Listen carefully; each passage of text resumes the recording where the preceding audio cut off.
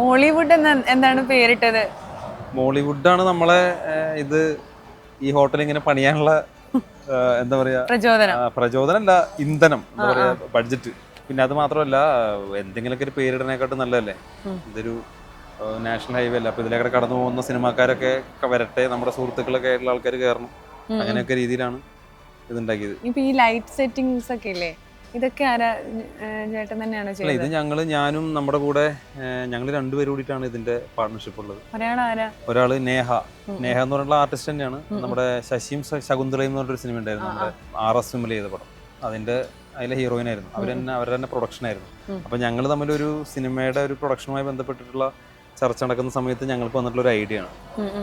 അപ്പോൾ ഞങ്ങളിങ്ങനെ ഇരുന്ന് ചർച്ച ചെയ്ത് തന്നെ ഉണ്ടാക്കിയിട്ടുള്ള ഒരു സംഭവമാണ് മോളിവുഡ്. നമ്മൾ വിചാരിച്ചിരുന്നത് എന്താ വെച്ചാൽ, ഇതിങ്ങനെ നമ്മുടെ ഷൂട്ടിന് ശേഷം ഉള്ള വരുന്ന സമയം ഉണ്ടല്ലോ, എപ്പോഴും നമുക്ക് എല്ലാ 24 മണിക്കൂറും ഷൂട്ടല്ലല്ലോ. അപ്പോൾ അത് കഴിഞ്ഞിട്ടുള്ള സമയങ്ങൾ ഇവിടെ സ്പെൻഡ് ചെയ്യുക, ഇതൊരു നല്ല രീതിയിൽ. പിന്നെ അത് മാത്രമല്ല, ഈ സമയത്ത് ഈ വഴിക്ക് ഇല്ല, ഹോട്ടൽസ് ഇല്ല.